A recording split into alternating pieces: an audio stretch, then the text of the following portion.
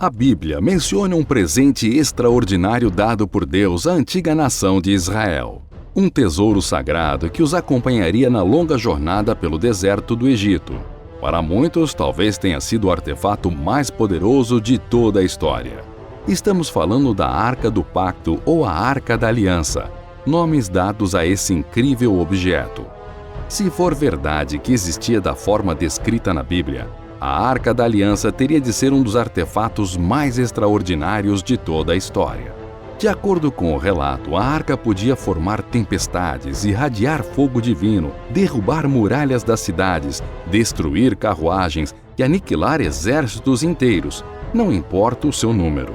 Além disso, tinha o poder de invocar anjos e até mesmo de manifestar a voz e a presença de Deus. Como dissemos antes, um artefato único na história. No entanto, tudo que sobrou hoje desse objeto valiosíssimo são apenas histórias para contar. Arqueólogos já têm tentado há muito tempo descobrir o verdadeiro paradeiro da arca nos dias atuais, mas todas as suas tentativas sempre acabam em fracasso. Parece que, de alguma forma, a arca simplesmente desapareceu, sem deixar rastro algum de seu novo destino. Se quiser descobrir toda a história que gira em torno deste artefato, fique ligado no vídeo de hoje. Mas antes de assistir, é importante que você se inscreva no Messenger do Megavídeo. Basta clicar no primeiro link da descrição. Ao fazer isso, você passa a receber nossos vídeos em primeira mão e ainda tem acesso a séries e sorteios exclusivos do canal. De acordo com a narrativa bíblica, o povo hebraico tinha um pacto com o Deus Javé, estabelecido pelas inscrições de 2 placas contendo pontos fundamentais de seus hábitos e crenças. Os 10 mandamentos eram mantidos em uma espécie de baú de ouro chamado de arca, que além de proteger as placas, simbolizava algo bem maior. Segundo o Antigo Testamento, a arca foi construída de madeira de acácia, como um baú, e revestida de ouro por dentro e por fora. Sua construção foi orientada por Moisés, que teria recebido de Deus as instruções referentes à sua forma e tamanho. Na arca estavam guardadas as 2 tábuas da lei, o varão de Arão e um vaso de maná. Essas 3 coisas representavam a aliança de Jeová com o povo de Israel. Para judeus e cristãos, a arca não era uma representação, mas era a própria presença desse Deus dos Hebreus. Se a Bíblia estiver mesmo correta nesse sentido, a Arca da Aliança era um objeto particular como nenhum outro. Dizia-se tratar da própria morada de Deus, além de poder ser usada como uma apavorante arma contra inimigos. Protegendo um cânon sagrado dos hebreus, a chamada Arca da Aliança tornou-se uma das mais preciosas relíquias das religiões judaico-cristãs. Envolta em mistério e dúvida, a questão sobre a existência da Arca da Aliança volta e meia ganha destaque em documentários e obras literárias. No entanto, esta e outras relíquias confundem os limites entre fé e ciência.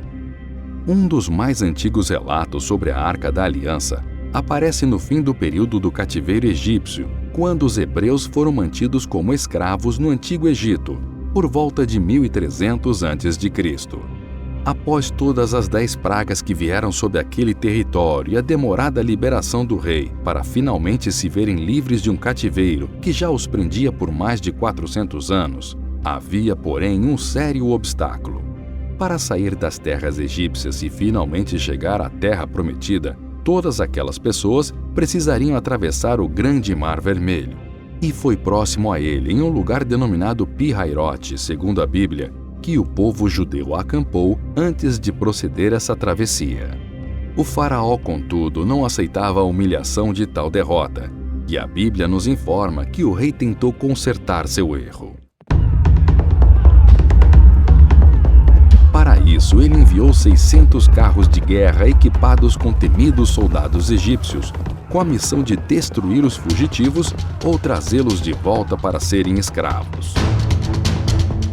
Aliás, nesse ponto, a Bíblia nos revela que Moisés era detentor de uma misteriosa vara ou bastão fornecido pelo Senhor, a qual prontamente acionava as defesas contra os inimigos.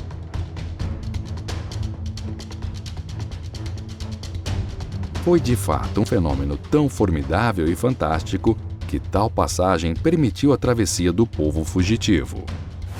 Continuando a história, no fim as águas do mar acabaram por cair sobre os soldados, que perderam suas vidas na ocasião. Simplesmente um mito, meramente uma lenda ou algo impossível? Modernos pesquisadores, tal como o notável arqueólogo Ron Wyatt, têm dedicado suas vidas a provar que isso realmente aconteceu.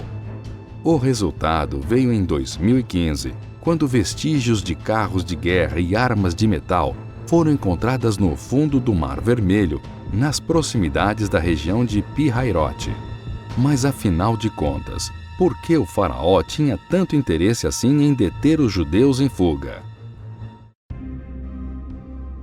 A resposta parece ser uma só. Eles levavam do Egito a Arca da Aliança. Devemos levar em conta que Moisés fez parte dos mistérios do Egito, pois fez parte da realeza. Justamente por esse fato, é bem possível que tenha tido acesso a objetos sagrados e que serviam como uma espécie de suporte mágico à realeza e ao poderio do Egito. Esses objetos talvez até mesmo garantissem a proteção dos lordes do país e, o melhor de tudo, fornecesse o contato direto com os deuses. O que aconteceu com a Arca da Aliança depois disso é uma pergunta que tem fascinado teólogos, estudantes da Bíblia e arqueólogos já por vários séculos.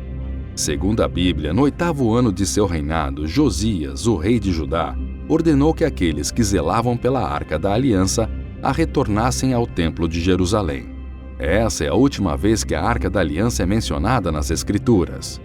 40 anos depois, o rei Nabucodonosor da Babilônia capturou Jerusalém e assaltou o templo da cidade. Menos de 40 anos depois dessa captura, ele teria retornado, levado o que ainda sobrava no templo e então o queimado juntamente com a cidade por completo. Essa foi a total destruição de Jerusalém naquele tempo, como a Bíblia bem especifica. Sendo assim, o que aconteceu com a arca? Foi pega por Nabucodonosor? Foi destruída com a cidade ou foi removida e seguramente escondida? A arca pode ter sido capturada e levada à Babilônia como um tipo de despojo de guerra.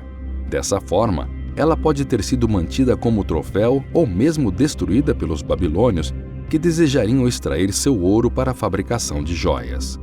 Caso esse povo tenha mantido a Arca da Aliança preservada, essa condição pode ter mudado quando aquela civilização caiu diante da coalizão Medo-Persa, um reino que sucedeu Babilônia quando assumiu o cargo de polo de poderio do mundo na época. No entanto, fora dos textos religiosos, a história da arca permanece com um enorme mistério. Ela é um desses objetos míticos, como o túmulo de Jesus, que nenhum arqueólogo sério gosta de dizer que está procurando, afirma a arqueóloga canadense Anne Michaels, professora da Universidade de York, em Toronto. São coisas desse tipo que vira e mexe alguém diz que encontrou, faz um documentário, escreve um livro e consegue 50 minutos de atenção. Mas são objetos mais míticos do que reais, completa a pesquisadora. Mas diferentemente de contos como o do suposto túmulo de Jesus, que ninguém sabe como seria, a arca tem forma definida. Não temos motivos para duvidar que a arca tenha existido, mas é pouco provável que esteja inteira até hoje, diz o historiador e teólogo Hans Borger, do Centro de Cultura Judaica de São Paulo. Outros especialistas são mais cautelosos. A arca mal chega a ser objeto da arqueologia. É particularmente um assunto para historiadores bíblicos, afirma Israel Finkelstein, autor de uma importante obra sobre os escritos cristãos. Na Idade Média, os guerreiros cavaleiros templários passaram diversos anos tentando descobrir o novo paradeiro do artefato. E algumas lendas até dizem que eles realmente conseguiram, mas nada confirmado. Por isso, até os dias de hoje, o verdadeiro destino da Arca da Aliança permanece totalmente desconhecido. Não é de se admirar, portanto, que tantos estudiosos bíblicos, arqueólogos e aventureiros tenham gasto tanto tempo, esforço e dinheiro tentando encontrá-la. Outras histórias, essas mais atuais, confirmam que Hitler, governante alemão que instigou a Segunda Guerra Mundial, também realizava missões a fim de descobrir o local onde a arca estava escondida. Essa história, no entanto, faz muito sentido, visto que Adolf Hitler era mesmo fascinado por artefatos religiosos envolvidos por histórias de poder. O cultista ferrenho achava que possuir objetos ligados a Jesus ou diretamente a Deus conseguiria confirmar sua soberania no planeta e conquistá-lo em sua totalidade, tornando-se um ser supremo e indestrutível. O fato é que não sabemos o verdadeiro paradeiro da Arca da Aliança. Nem sabemos se este objeto está mesmo entre nós, em algum lugar escondido. Há quem diga que a arca continuou em Jerusalém, mesmo após a destruição do templo em que ficava. O problema é que vários povos conquistaram e reconquistaram a cidade, e todos eles poderiam ter encontrado a arca.